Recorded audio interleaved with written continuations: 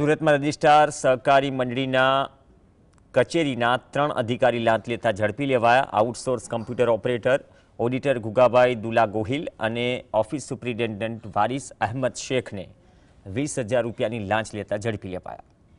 ફરિયાદીએ સહકારી મંડળીની નોંધણી માટે અરજી કરવાની હતી અને નોંધણી સંબંધિત પ્રમાણપત્ર માટે ₹25,000ની માંગણી થઈ।